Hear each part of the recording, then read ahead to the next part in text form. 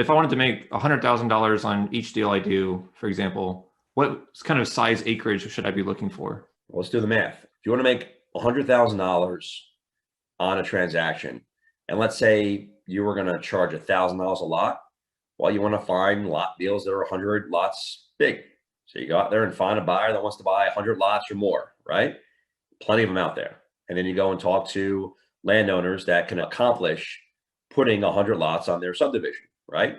Maybe it's a 30-acre parcel that's zone R4, 3 to 4 lots per acre for 100 lots right there.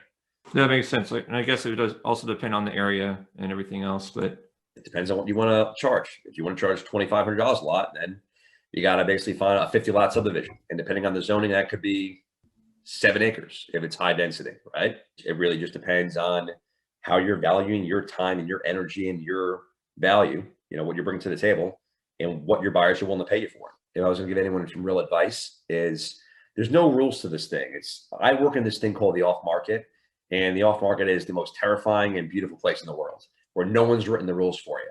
And it's really entirely up to you and how you want to work in it. And that is really a function of your network.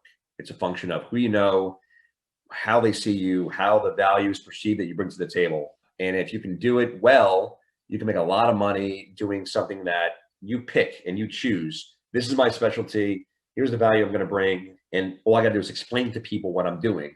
And you're going to find people that want to work with you. Problem with nowadays is people generally don't take the time and energy to really understand the nuances of the specialty that they're picking out. Like my specialty is built for rent. I spent a lot of time, a lot of energy knowing everything there is to know about every facet of it. If I was doing self-storage, for example, I have no idea about anything about self-storage.